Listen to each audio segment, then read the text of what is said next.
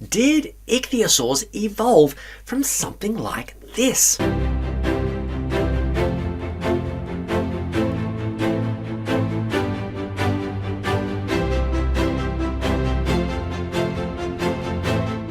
G'day, Ken Colson here from Creation Unfolding. We're back again with Matt McLain from the Masters University, and we're going to be talking about ichthyosaurs today. So, Matt McLain, welcome back to the channel. So, first of all, I guess you've got to tell us what is an ichthyosaur? Yeah. So, unlike some of the things we've discussed, this is something that may be familiar to a lot of people, even who haven't had paleontology background. Ichthyosaur, it's a Greek construction. Ichthys, fish, right? Saurus, lizard. Okay, so fish lizard. So it's literally what it sounds like. It's a reptile that looks like a fish. Okay, so it really looks like a dolphin overall, most of them. So imagine like the shape of a dolphin. The dorsal fin, all that kind of stuff, but they have four flippers instead of two. So they'd have bigger front ones and smaller back ones. And then the tail is going to be more like a shark tail, right? Where it swims back and forth like this, as opposed to a dolphin one, which will be up and down. Right. So put all that together, that's basically what an ichthyosaur is. Okay, excellent. And so the reason for today's discussion is for a special paleontological find that's fairly significant, at least for a creationist perspective. So tell us, what is it? What's going on? What have we found? Yeah, absolutely. So this is from a paper that just came out this year. The authors, Kier et al., they were looking at some ichthyosaur vertebrae. Okay, so just a few vertebrae and some other bones that they found in Svalbard. Okay, so Svalbard's not a place many of us have heard I've of or never visited. heard of that before. So it's this group of islands to the north of Norway. So you think Norway is cold, like you think Santa might live there. This is like even farther. Okay, so Arctic Circle kind of stuff. The island in particular is called Spitsbergen. I think that's the only one that actually has people that live there. And there are some good Triassic fossil sites there. And in particular, they're looking at some very low Triassic rocks. So if you imagine you're the Permian rocks and the Triassic sit on right on top of those, right? So as we go to the bottom of the Triassic, we're almost hitting the boundary with the Permian. And that's really significant because that line between the Permian and the Triassic is supposed to be the worst mass extinction of all time. It's called the end Permian mass extinction. So you're talking about it's supposed to be like 90 to 96% of all marine life goes extinct, all marine species, 70 something percent of terrestrial species. So it's much worse than the extinction that kills the dinosaurs later on in the evolutionary model. Right. So this is before there are even dinosaurs. Yeah, that's interesting because most people, when they're thinking of a mass extinction event, they're thinking of the dinosaurs, right? Right. Yeah. And yet this is much worse than that from a Much worse. paleontological perspective, anyway. Right. Yeah. So this is there's a famous book on this by Michael Benton called When Life Nearly Died. And so the way that conventional scientists think about this is like this, it was almost it. Like we almost never existed as humans because our ancestors would have been killed by this in their model. So why are we talking about this? Okay, they're looking for fossils in those lowest Triassic rocks right after that boundary. And you're used to finding like fish and some other stuff like that eked on through that boundary. But when you get to the Mesozoic, you suddenly get things like dinosaurs in the upper Triassic rocks. You get all these amazing reptiles all over the land. It begins the age of reptiles in the conventional model. And the age of reptiles also extends into the ocean, right? So you get animals like plesiosaurs, which are the big long-necked marine reptiles. Those show up by the end of the Triassic and the Jurassic. And you get ichthyosaurs, okay, as well as some other groups. So the thinking you would expect with an ichthyosaur, right, is that this is an incredibly specialized animal, right? I mean, the thing looks like a dolphin. Like that's not just going to suddenly pop into existence. Like it's got to take time to evolve from a land reptile going into the ocean, becoming more and more and more marine over time before eventually you get something that's fully, marine out there. In fact, ichthyosaurs gave birth to live young, like dolphins. We actually have fossils where they show the baby coming out of the birth canal there. So this is the thinking is that the ichthyosaur evolved from, unlike fish, the ichthyosaur evolved from a land creature, some sort of reptilian ancestor, right? Right. Yeah. So it's like what you think about when you hear about whale evolution. Same idea, right? That in the Cenozoic, you'd have whales coming from these land mammals. Right. So the story traditionally has been that with the Permian-Triassic extinction, right, you kill off most things, and then all these reptile groups come in and evolve to fill all these open niches of things that were killed off. Okay. And so you'd expect during the Triassic to watch this recovery of reptiles slowly starting to expand out into the oceans and become more and more aquatic, and then become kind of the classic age of reptiles, ocean creatures we see, these big sea monsters out in the water. Mm-hmm. So why we're talking about all this, right? These scientists out in Svalbard, okay, they're looking at these rocks and they find several vertebrae stuck together, as well as some other bones from an ichthyosaur. Mm-hmm. And it's a true ichthyosaur. We call it Ichthyopterygian. Okay, that means it's a fully aquatic marine ichthyosaur. These bones come from their lowest Triassic layers they have there. Okay, so the Permian-Triassic extinction is supposed to be about 252 million years ago. That's like the boundary. It's like 252, 251.9, something like that, million years ago. Mm-hmm. These rocks, where they're finding this fossil, are about 250 million years ago. So you've got a fully formed ichthyosaur, like able to swim out of the ocean 2 million years after the worst mass extinction on Earth. And of course, the thinking is that these creatures didn't evolve until after this mass extinction, right? Well, that's what they used to think. But now you've got a fully formed ichthyosaur sitting there, right? 2 million years is really, it's a big amount of time for us, but it's when you think about how evolution's supposed to work, right? Mainly trial and error kind of process. Yeah. You need a lot more than 2 million years to turn a lizard-like creature into an ichthyosaur, right? Mm-hmm. You need a big chunk of time. That's way too fast. And so these authors, what they concluded was, we think ichthyosaurs actually started evolving before the Permian-Triassic boundary, actually in the Permian, probably already somewhat aquatic, they're thinking, by the end of the boundary, and then fully expanding into those niches after the boundary, if I understand correctly. So that's interesting for a creationist for a few reasons, right? Right. Because you kind of got to catch-22 problem here, right? You on the one hand, you have no fossils of Permian ichthyosaurs, right? There's just nothing. That's why we've always assumed they evolved in the Triassic. It's not a problem. So if you want them to evolve in the Permian, you got to find the fossils, okay? But that's not really the big problem there. The big problem is actually this. We said this is the worst mass extinction in the history of Earth, right? So let's go to one that we're more familiar with. Let's talk about the Cretaceous extinction, Cretaceous Paleogene one, where the dinosaurs disappeared. Yeah. There are big marine reptiles at that time too. There's the plesiosaurs and then the mosasaurs. If you've seen Jurassic World, right? That's the thing that's in the water that jumps out and grabs the T-Rex. So yes, yeah. Or the Indominus. But yeah. So you've got these big marine reptiles, right? Those things die out at that boundary. Okay, the Cretaceous boundary. Right. So the conventional story for that, why that would happen is, hey, these are big apex predators, right, in the oceans. So you think about a food chain, right? If you've got an asteroid hitting the Earth and you've got dust in the atmosphere and it's killing off all the plankton and everything like that, right? You get a cascade effect. So if there's not enough plankton, then more zooplankton die, and then more fish die, and then on up the chain. And so the animals that suffer the most are the really big apex predators, right? So when there's a mass extinction going on, you don't want to be big and you don't want to be a big carnivore. Like those two things, you're going to die. That's kind of how it works. So those things get eradicated. And this is how people have talked about this for many, many years. And in fact, it may even work similarly in a global flood model. We can talk about that later. Yeah. So now let's backpedal down to the Permian-Triassic boundary, right? This worst mass extinction of all time.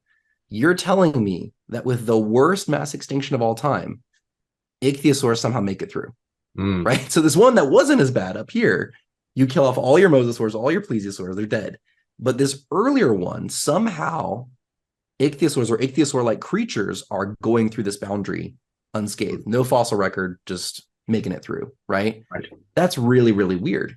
If on the flip side, you want ichthyosaurs to start evolving in the Triassic because of the extinction, now you have to do it in 2 million years. Right. And so that's why you're kind of caught between those two things.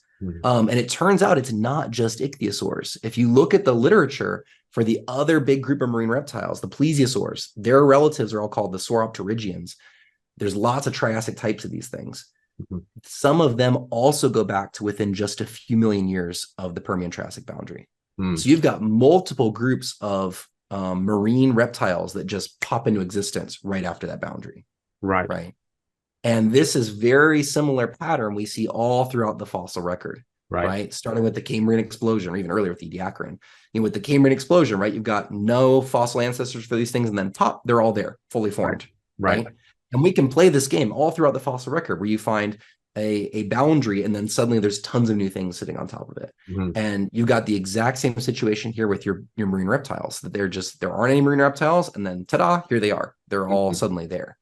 And so when we look at that as creationists, we say, yeah, that doesn't seem to match the naturalistic evolutionary story, right? That's not what I would predict if I were an evolutionist.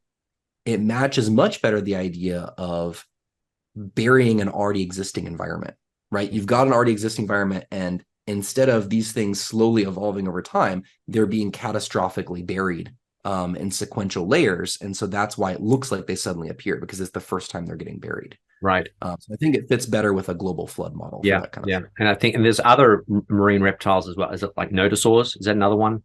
Nothosaur. Yeah. So when you talk about those Triassic sauropterygians, so things like plesiosaurs, you got nothosaurs, you've got pachypleurosaurs, which are like little ones, and you've got these things called placodonts, which are really weird. Some of them look like turtles, even though they're not turtles at all. And then some of them just have goofy looking faces, and they would eat like clams and stuff.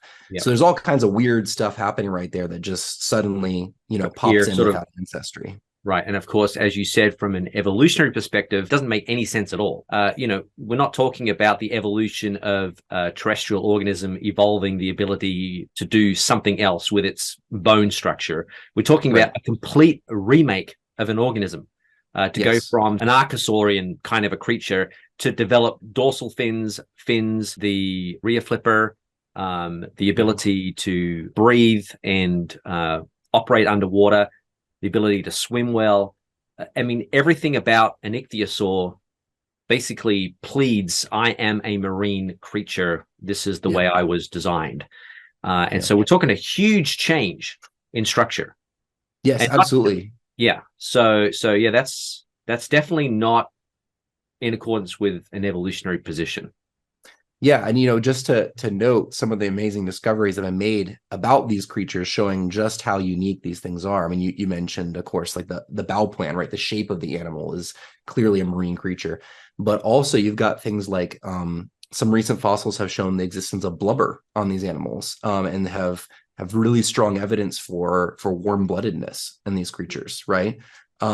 This is not something that's going to just very easily, you're not just changing the shape of the animal, right? Like you said, it's not, not changing from 3 toes to 1 toe or something like that. You're talking about a complete redo of an animal, right? You've gutted the whole thing and you've completely, so now you've got different physiology happening, right? You've got to be able to deal with the problems of diving deep and coming back up. And there's all kinds of physiological changes as well as anatomical changes that would have to happen. And so this is a massive change. So just by comparison, the evolution of whales, right? So it's a very similar kind of thing. In the conventional model, they're saying I'm evolving from an animal that can walk on land to an animal that is fully marine, right? Can't come back out on land. It's got flippers. You're talking about 8 million years. Okay. Maybe 12, somewhere in that range, right? This is 2 million years for the exact same kind of level of change, if you're going to have it happen after the Permian-Triassic boundary. And just as a reminder to the audience too, the 8 million years for the whale is, from an evolutionary perspective, still incredibly rapid. Right. Yes. You've got the evolution of the horse from either Hyracotherium or a Mesohippus-like ancestor to a modern horse in something like 30 or 40 million years, something like that. And you've got the evolution of a whale from a land-like animal to a fully aquatic whale in just 8 million years. And I remember reading in the evolutionary structure, a structure of evolutionary theory by Gould. He was talking about how incredibly rapid that is from an evolution perspective. So 2 million years is just out there. Yeah, well, that's why they're saying ichthyosaurs must have existed before the boundary, right? There's no way you can evolve this in 2 million years, is what they're saying. And so I don't know exactly what they envision that animal to be like before the boundary. Is it semi-aquatic? Is it, they don't really get into that much in the paper, but they're saying there must have been some kind of ichthyosaur-ish creature before the Permian-Triassic boundary. And that's how they're dealing with that. There's got to be what we call a ghost lineage, right? That goes back into the past. Because it's just way too fast for their liking. Yeah. So how do we think about this then from a creationist perspective? Because obviously we don't believe in the evolution of ichthyosaur from a reptilian ancestor, an archosaurian ancestor. So then how do we think about this? Yeah. So, I mean, we go back to that, like, does the Bible talk about ichthyosaurs? Well, it doesn't, right? It does say that there are big marine they're big aquatic creatures, right? In the creation week, it talks about there being sea monsters, or your translation might have something like great sea beasts or something like that. So that may be ichthyosaurs. I don't know. Some of them could get the size of whales, so that's pretty amazing. But what we can say is certainly, regardless of what the original created ichthyosaur types were like, and I think there's probably multiple created kinds, although no one's really investigated that yet. What I would say is, these layers in the Mesozoic, pretty much most creationists agree that those are flood layers, right? And so we wouldn't expect to see change happening there. Okay. So this matches up with what we'd think, right? That we would expect that you would not see a nice transitional sequence like what you see with horses, right? So when we think about the Cenozoic, many creationist geologists and paleontologists think that that is a post-flood deposition, right? So you're watching animals recover on the earth, and they're changing on the earth and responding to changing conditions on the earth. But during the flood, we wouldn't expect there'd be enough time for that kind of thing to happen, right? It's just burial within a year. And so we would expect to see these big discontinuities, right? As we look at things, like things just suddenly pop into existence and then disappear, and pop into existence and disappear. And so that fits very much the way that creationists see the fossil record. And I want to point out, there are these animals that are, by some evolutionists, they've been considered to be like transitional to ichthyosaurs. They're called, hold on, I had it up because I never actually heard the group name before. Nasorostra. Okay, so I'd only heard of one of them called Cardarhynchus back in the day. And so in the like mid 2010s, this animal was described from China, and they were saying, look, it looks like a proto-ichthyosaur, like its paddles aren't fully formed yet, and it's got a shorter snout, and it might have been able to go up on land. And there's a lot of interpretation there. But you know what? That animal is found in the exact same layers as fully formed ichthyosaurs. It's not found in the right order, right? Right. And so that's reinforcing what we'd say about these layers, that we're not witnessing a change over time in a real environment. We're watching a catastrophic deposition of different creatures that existed in the pre-flood world. And so I think that's the best way to understand this right now as a creationist. But obviously, what we really need to do is get out there and study it ourselves, right? If we're going to really understand these things. Yeah, that's cool. That is excellent. It was only a short paper, so encourage those of you out there, if you wanted to read that paper, I think it's definitely readable. Read it. That's great. Yeah, okay, no so how should we wrap this up here? Just that's well, let me say this. So you asked me, like, how should a creationist think about this? And it's easy to a lot of this has kind of been like poking holes at the evolutionary model, right? And we did try and introduce like a creationist model, talking about the flood and everything. But I think even more fundamentally than that, my encouragement to all of you would be like, go check out some ichthyosaurs, like go look at these things, go Google them, and realize this was a really incredible creature that God made that we don't have anymore. And so we even, these were recognized as fossils before dinosaurs. Like, people knew about these, and they had really nice skeletons as they understood kind of what they were. And, people were amazed by these when they first started finding them. And you think, like I said, some of these things are rivaling a blue whale in size. Some of these things have just incredible features on them. And so these are really unique expressions of the glory of God. And I want to just reinforce that for all of you. Not all of you are going to be scientists. Not all of you are going to go out and, tackle these problems head on. But sometimes we make all this creation evolution stuff just about the debate.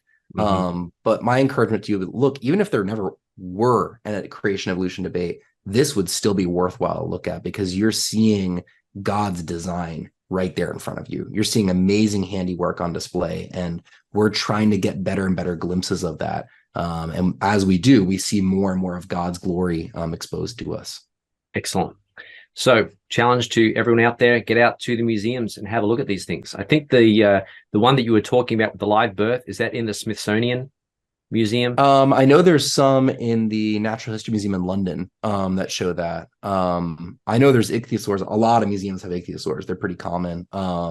So you should be able to find one, hopefully nearby you. Okay. Well, Matt McLain, I want to thank you again. Again, I just want to put a plug in for the Masters University. Any of you are thinking about getting involved in geology, paleontology, then I think that would be a great option for you. So that's all from me, Ken Colson, here at Creation Unfolding. Don't forget, there's a link in the description for donations. There is a book as well. If you're interested, there's a website, www.creationunfolding.com. Look, go ahead and hit that like button. You can subscribe for easier access to more videos. And of course, as always, I'd really appreciate prayer. You can pray for me. You can also pray for Dr. McLain and the excellent work that he's doing out at the Masters University. So thank you and goodbye.